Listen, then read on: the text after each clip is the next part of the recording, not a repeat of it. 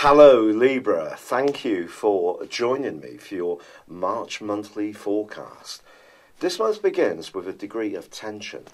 Mercury, the planet of communication, is in a right angle with Mars, the planet of desire. Now Mars is in a punchy, very verbal part of your scope as the month begins, and in the first 3 days the tension between them is palpable. This could cause you to feel a bit stressed, particularly around a situation where you're doing your level best to support others, perhaps to the point of being almost too self-sacrificing.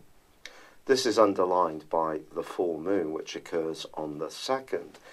This is in the sign of Virgo, the sign that precedes yours, so it's your 12th solar house, a very delicate, sensitive location.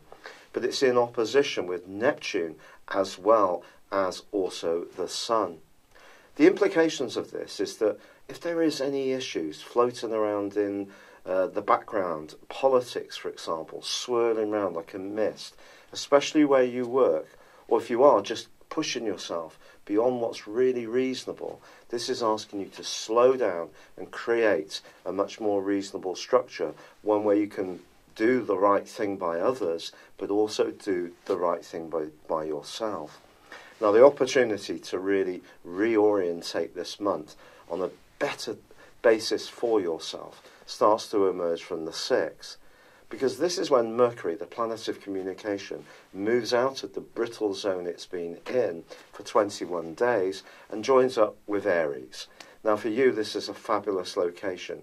It's going to help you to communicate in that detached, intellectual and erudite way that you're so capable of. If things have been grinding you down a little bit about responsibilities and obligations, you can suddenly seem to get a little bit more clarity about it. The lines of communication can open up in a more positive way. Now on the 7th, Venus, your ruler, joins up with Mercury. Of course, lying in wait is Uranus, the planet of unpredictability, which has been in the sign of Aries full time since 2/11. Now in week 2, there's a fabulous angle between Mars and Uranus, which can really see you seize the agenda for yourself, be much more on the front foot, and you can articulate yourself with real clarity and also no little panache. So if you do have an idea that excites you, that's a bit different, innovative, or there's someone who enters your orbit that you really like, you may decide to be a lot more decisive than your reputation sometimes belays. And that reputation is that you can sometimes weigh things up so much that you don't take action when action's needed.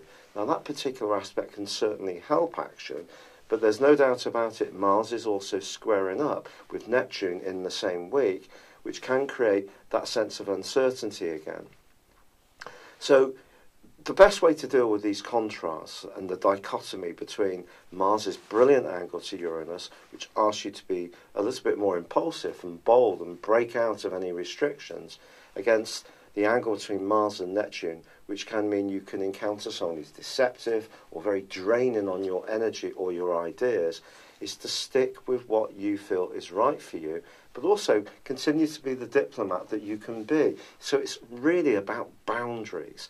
Now on the 9th, Jupiter, the planet of fortune and expansion, which has been in your sector of finance ever since November last year, well, that does go into a retrograde. Over the next full month, it doesn't mean to say that you're going to suddenly become unlucky.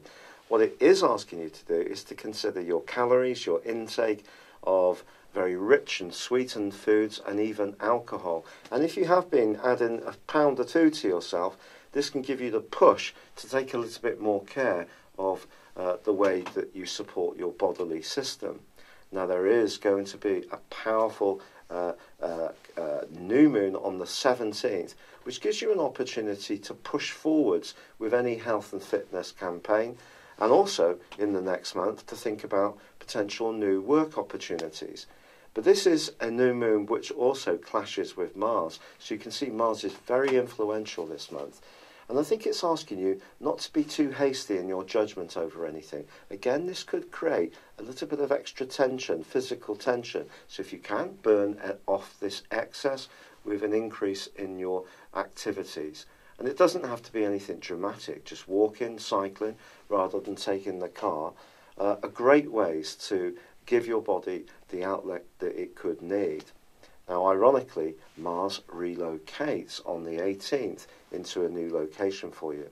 But this is a tender zone, a zone that's been very much in the fulcrum, if you like, of your horoscope this year, which is the fourth solar house, where you live, who you live with, how you live there.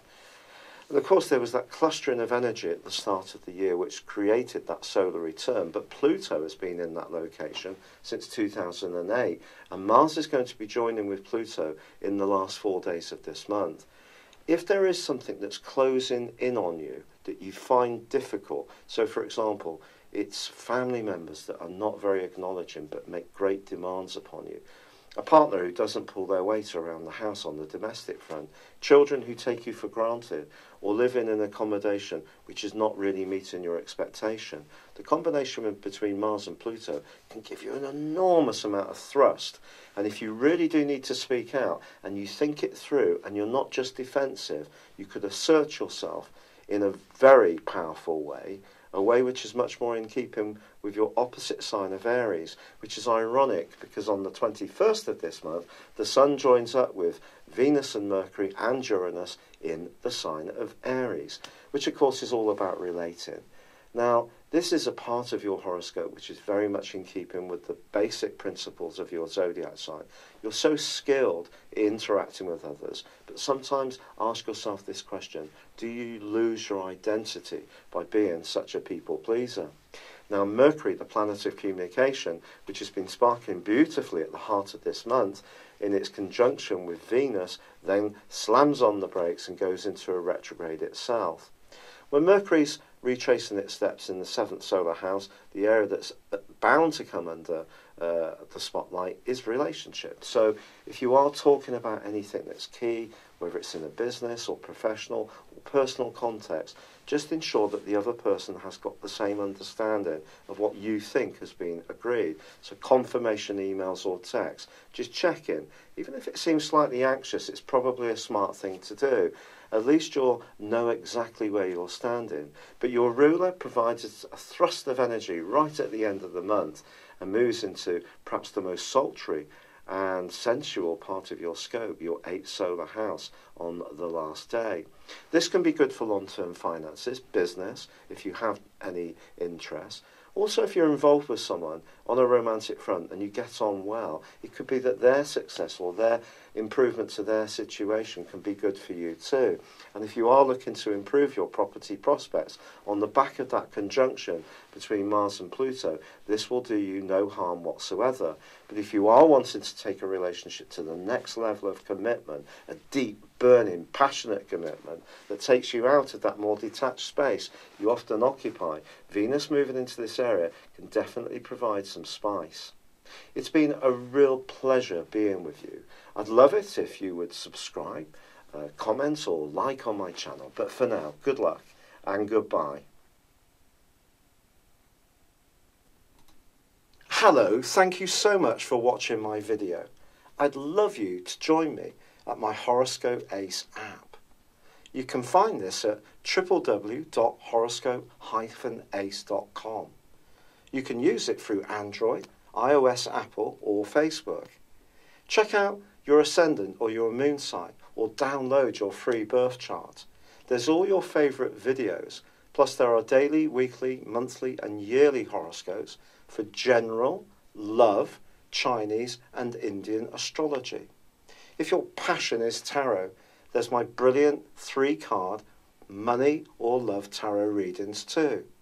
And it's all there at www.horoscope-ace.com. Thank you.